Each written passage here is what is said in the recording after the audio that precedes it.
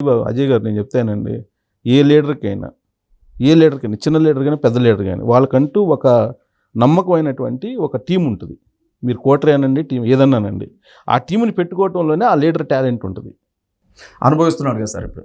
తప్పు ఎవరిది? ఆయనదే. మరి తప్పు కోటరీదని మీరు ఇదే పరిస్థితి ఇలా కొనసాగితే ఏ లీడర్ అయినా, నాట్ ఓన్లీ జగన్మోహన్ రెడ్డి, ఇలాగే కొనసాగితే సార్. నేననేది మీ దగ్గర నుంచి నేను ఏం ఎక్స్పెక్ట్ చేస్తున్నానంటే, చాలా మంది రకరకాలుగా నా ఇంటర్వ్యూలో చెప్పారు అతని మైండ్ సెట్ గురించి, అతను థింకింగ్ గురించి, అతని యాటిట్యూడ్ గురించి. అందుకు నేను దగ్గర నుంచి మీరు చూశారు కాబట్టి నేను అడుగుతున్నా. మీరు అన్నది వాస్తవమే సార్. నేనేం చెప్తున్నా అంటే, ఆయన దగ్గర అవకాశం దొరుకుతుంది సార్. జగన్ గారి కంట్లో పడితే జగన్ గారు కానీ టాలెంట్ని గుర్తిస్తే అవకాశం ఇస్తాడు. కానీ ఇచ్చినటువంటి అవకాశాన్ని కాపాడుకోవాలి అని అంటే మాత్రం కోటరీని సాటిస్ఫై చేస్తూ ఉండాలి. అలా జరగకపోతే మాత్రం నిర్మోహమాటంగా, ఆయనలో ఉన్న గొప్ప మైనస్ ఏంటంటే, నా కోసం ప్రాణం పెట్టే మనిషి వెళ్ళిపోయాడే, మళ్ళీ ఒకసారి పిలిచి మాట్లాడదాం అన్న ఆలోచన కూడా ఉండదు ఆయనకి. అవకాశం ఎంత తేలిగ్గా ఇస్తాడో అంత తేలిగ్గా వదిలేస్తాడు ఆయన. పాడైపోయిన చెప్పును కానీ. చాలా మంది ఏం చెప్తారంటే, వన్స్ లోపలికి వెళ్ళటమే ఉంటుంది జగన్మోహన్ రెడ్డి విషయంలో, మళ్ళీ బయటకు వచ్చేది ఉండదు అని అంటారు. లేదు సార్, జగన్మోహన్ రెడ్డి గారు ఎంత తేలిగ్గా అవకాశం ఇస్తాడో అంత తేలిగ్గా గెంటేస్తాడు మనిషిని. మళ్ళీ బయటికి రావటం అంటూ జరిగితే జీరోతో రావాల్సిందే అంటారు. అది ఐ డోంట్ నో, మీలాంటి వాళ్ళు చెప్పింది నాకు, మరి అది ఎంతవరకు నిజమో తెలియదు. జగన్మోహన్ రెడ్డి గారు అవకాశం ఇస్తాడు ఖచ్చితంగా. మొత్తం మీద మీరు ప్రత్యేకవాదం నుంచి సమైక్యవాదం వైపు వెళ్ళి, సమైక్యవాదం నుంచి మళ్ళీ ఇప్పుడు తెలంగాణ వాదం. కిరణ్ కుమార్ రెడ్డి గారి దగ్గరికి పాలడుగు వెంకట్రావు గారు మీకు తెలుసు కదా, కృష్ణా జిల్లా ఎమ్మెల్సీగా ఉండేవారు. ఆయన నన్ను తీసుకుని వెళ్ళారు. కాంగ్రెస్ యునైటెడ్ ఆంధ్రప్రదేశ్లోని సీఎంగా ఉన్నప్పుడు కిరణ్ గారు నాకు వ్యక్తిగతంగా బాగా సన్నిహితంగా ఉండేవారు సార్. ముఖ్యమంత్రి గారు, వారి బ్రదరు సంతోష్ కుమార్ రెడ్డి గారు, చిన్న బ్రదర్ కిషోర్ కుమార్ రెడ్డి గారు, వాళ్ళు నాకు చాలా ఇష్టమైన వ్యక్తులుగా ఉండేవాళ్ళు. నన్ను బాగా ఇష్టపడ్డారు సార్. నా ఫ్యామిలీ లైవ్లీహుడ్ వారితోనే ఉన్నాను నేను. 2014లో నువ్వు ఎమ్మెల్యేగా పోటీ చేద్దు కానీ నా ఇష్టాన్ని చెప్పాను, నేను పోటీ చేస్తాను సార్ ఖమ్మం నుంచి అని. నేను బీసీ సంఘాలకి కృష్ణయ్య గారు, అదే సమైక్య పార్టీ పెట్టారు, దాని నుంచి లేదు ఆర్ కృష్ణయ్య గారితో పాటు కాదు, ఈయన కాంగ్రెస్ పార్టీ నుంచి వచ్చి సమైక్య లేదు సార్. అప్పటికి ఇంకా ఆయన బయటికి రాలా. ఆయన అప్పటికీ ముఖ్యమంత్రిగానే ఉన్నారు కాంగ్రెస్ పార్టీలో ఉన్నప్పుడే. అప్పటికి ఇంకా డెసిషన్ తీసుకోవాలా సెంట్రల్ గవర్నమెంట్, సోనియా గాంధీ గారు ఏం నిర్ణయం చెప్పాల. నేను ఖమ్మం నుంచి పోటీ చేస్తాను, వర్క్ చేసుకుంటాను సార్. 2014 విడిపోయింది కదా, విడిపోయిన తర్వాత కంటే ముందు, ఎన్నికలు కంటే ముందు నువ్వు వెళ్ళి వర్క్ చేసుకో అజయ్ అని అన్నారు. నేను ఆయనకి చాలా సన్నిహితంగా ఉండేవాడిని సార్. ఇంక అన్ని చెప్పేదేముంది కానీ నన్ను ఇష్టపడేవారు బాగా ఆయన. నేను వర్క్ చేసుకున్నాను వెళ్ళి. అన్ఎక్స్పెక్టెడ్గా స్టేట్ రెండుగా బైఫర్కేట్ చేశారు. చేసినప్పుడు సంతోష్ రెడ్డి గారు నన్ను పిలిపించారు. అజయ్, పార్టీ సమైక్యాంధ్ర పార్టీ పెట్టారు కదా, అప్పటికే స్టేట్లో ఎక్కడెక్కడ హోర్డింగ్స్ పెడుతూ ఉన్నారు, పెద్ద ఎత్తున రచ్చ జరుగుతూ ఉంది, చెప్పు గుర్తొచ్చింది, నువ్వు ఖమ్మం నుంచి పోటీ చేయి అని అన్నారు. అంటే నేనేమన్నాను అంటే, సార్ నేను ఖమ్మం తెలంగాణ వాదిని, జగన్ గారి దగ్గర ఉన్న తెలంగాణ వాదినే, కిరణ్ గారి దగ్గర ఉన్న తెలంగాణ వాదినే, కానీ సమైక్యాంధ్ర పేరుతో నేను పోటీ చేయలేను సార్. జై ఆంధ్ర అంటాను, జై రాయలసీమ అంటాను, జై తెలంగాణ అంటాను, కానీ జై సమైక్యాంధ్ర అనలేను సార్ నేను అని అన్నాను. ఆయన కోపడ్డారు నా మీద.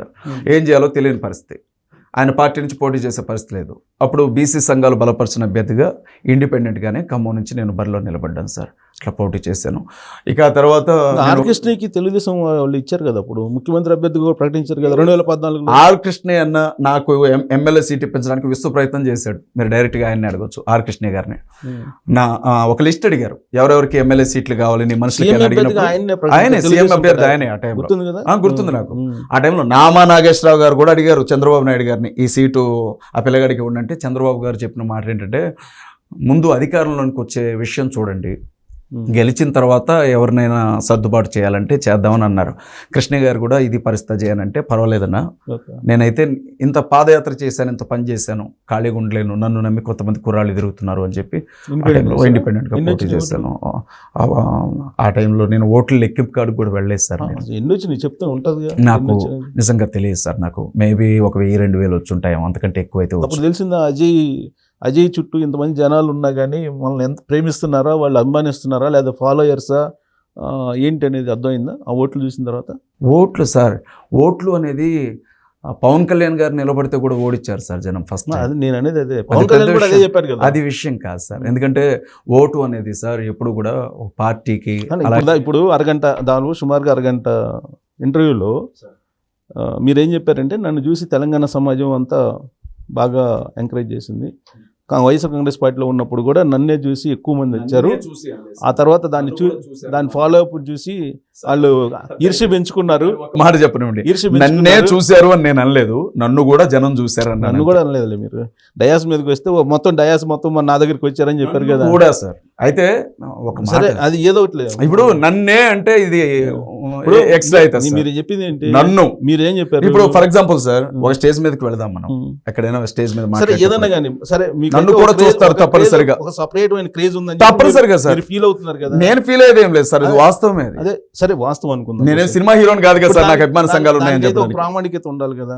ఇప్పుడు మరి మీరు పోటీ చేసినప్పుడు 1000 ఓట్లు దాదాపు వచ్చినాయి అంటున్నారు. అప్పుడు తెలిసిందా అసలు ఏంటి వాస్తవం అనేది?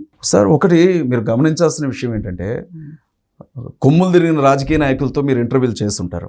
నాకు తెలిసి మీరు ఎలాంటి వ్యక్తితో, మీ కెపాసిటీ ఏంటో నాకు తెలుసు. నన్ను ఒక మాట చెప్పనివ్వండి. రాజకీయం వేరు సార్, ఓట్లు వేయడం వేరు. ఆ ఓట్లు పడే సమయానికి ఎన్నో అంశాలు ప్రభావితం చేస్తాయి వాటిని. ఓటు అనేది వేయనంత మాత్రాన మనల్ని అభిమానించట్లేదు అని కాదు సార్. ఇప్పుడు మీరు ఓట్లు రాలేదని నేను అంటలా.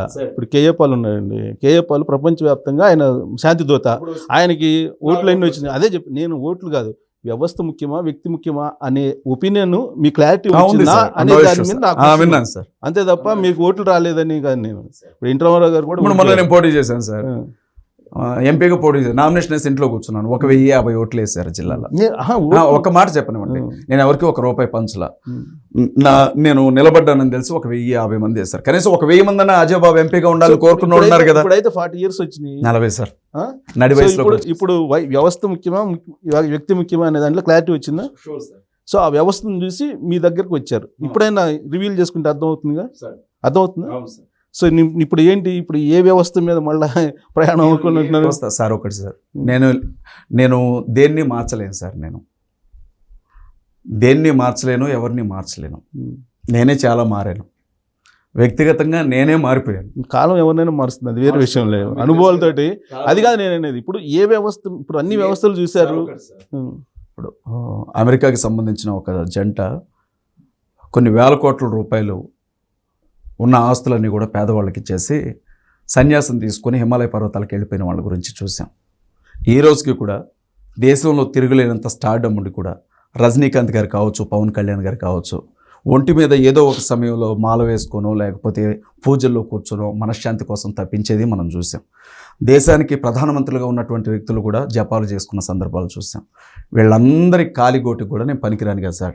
నా మనసుకు కూడా ప్రశాంతత కావాలనిపించింది, నాకు నెమ్మది కావాలనిపించింది, బతికిన 4 రోజులు సంతోషంగా బ్రతకాలనిపించింది, ఏమున్నా లేకపోయినా దేవుని సన్నిధిలో గడపాలనిపించింది సార్. అన్నీ వదిలిపెట్టాను. నా భార్య, నాకు 2 పిల్లలు,